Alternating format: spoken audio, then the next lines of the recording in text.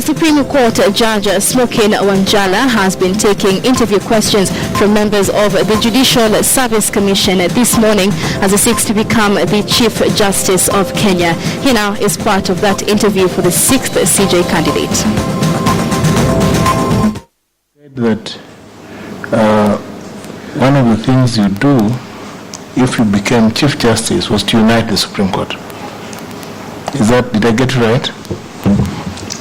I did not say that, but go ahead. Is there a problem? Do you perceive any problem with the Supreme Court? First, I did not say I would unite the Supreme Court, but if what you're asking, Professor, is whether there's a problem in the Supreme Court, I would say there isn't in terms of operations, in terms of working as judges, but I also know that there have been developments in that court which could have actually, and which have the tendency, the potential to give an impression to the public that indeed there is a problem in the Supreme Court. I think we are talking about the recent decision about the retirement age. It was, I think, to me, one of my lowest moments on that court, because the impression out there is that this is a court that is not cohesive. But the difference is one of opinion. It was one of legal opinion as to what really the commanding law was in that situation. We have since realized that that perception is out there, and unless it is addressed, it can dent the image of the court.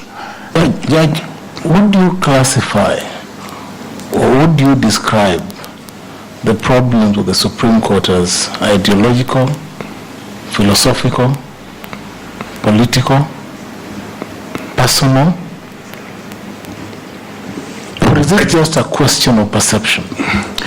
I think, let me not sit here and become the high priest of the Supreme Court, but ideological differences are normal, are a norm, where you have a group of individuals with different worldviews.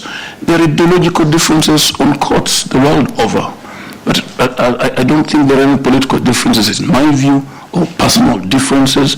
But in terms of how one approaches a judicial question, there must be a difference. Otherwise, if you move like a ship, you'll never give intellectual leadership in terms of how jurisprudence develops. So to me, I really don't think there are any personal differences on that court, but ideological differences must be there.